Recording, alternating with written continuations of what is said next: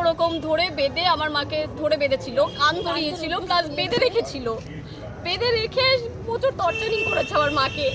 পাশের বাড়িতে হ্যাঁ। ফুল তুলতে গিয়ে ওখানে অপমান করেছে, উঠবোস করিয়েছে, তারপরে এসে বাড়ি এসে ঘটনা ঘটেছে। আমি এটাই কারা করিয়েছে ওই ওই ওই বাড়ির মালিকই। জানেন নাম জানেন? আগাগোড়া কিছু জানি না, আচ্ছা, আমি বলতে পারবো না।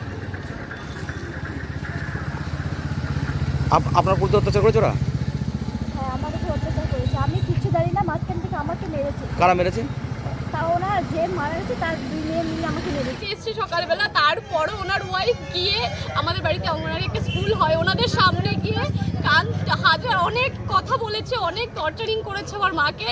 তারপরও রাত্রেবেলা আমার মা, তখন যেহেতু মা আর ভাই বাড়িতে থাকে, বাবা বাইরে থাকে, ওরা দুজন যেহেতু বাড়ি থাকে, সেই রাত্রেবেলা গিয়ে আমার মাকে বলছে তুই অনেক কিছু টর্চারিং, তোরা কি জানিস আমরা কে? আমরা হচ্ছে পুলিশ, তোদের জেলে ভরতে পারি, অনেক কিছু বলেছে।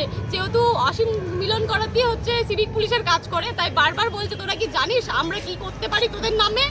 প্রচুর রাত 11:30টার সময় টর্চারিং করেছে। তারপর আজকে সকালবেলা দেখছি আমার মা ওরকম ঝুলিয়ে আছে। হয় ওই মানসিক টর্চারে গলা ধরে দিয়েছে, না ওরা এসে খুন করেছে, আমরা ঠিক বলতে পারবো না। আচ্ছা আচ্ছা।